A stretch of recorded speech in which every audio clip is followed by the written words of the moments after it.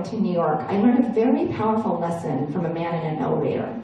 And it ties right into this say something nice, but it also ties into learning to resist judging people and to resist the temptation to close yourself off to what the world has to offer you, and sometimes when you don't even know what's coming. So I got to this hotel. It was only my second time in New York. I was there on business for a PR event. And it was a really cold feeling hotel. I walked in the lobby. It was an older building. It kind of felt wet and dry, and it was cold and dark, and it had a little bit of a creepy feeling. And I'm towing my bag, and I'm by myself, and not really that familiar with the city. And I get in the elevator to go up to my room. And in New York, they have these super tall buildings that we don't have here in LA. So that was foreign to me as well, to go up to like the 47th floor and pushing the button going, oh, it's a long ride. And as I step into the elevator, this man got in and stood next to me, and he had to be 6'8".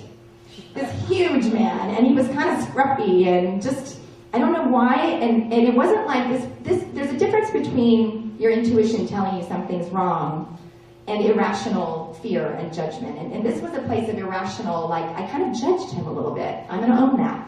I did. I was like, this is this big, tall, kind of creepy looking dude. I do not want to be in this elevator with him.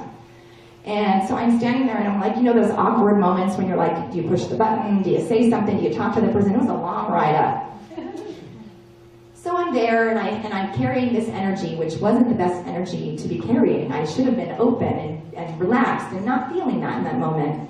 And we got up to what was his floor, and the doors open, and I don't know what came through me, but spirit or the universe or energy, but something exploded through my head and made me break out of that place, that judgmental, kind of fearful place I was in, and say something to this man.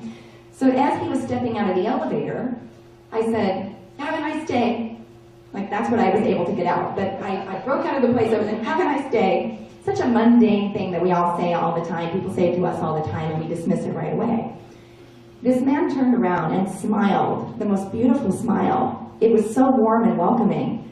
And I was kind of taken aback by it, just that in that split-second moment, and he said to me, have many. And the elevator doors closed. And I stood there and I thought, wow, he just made my week. And I just thought, I judged that man, and look how beautiful he is, and look what he shared with me, and look at the gift he just gave me.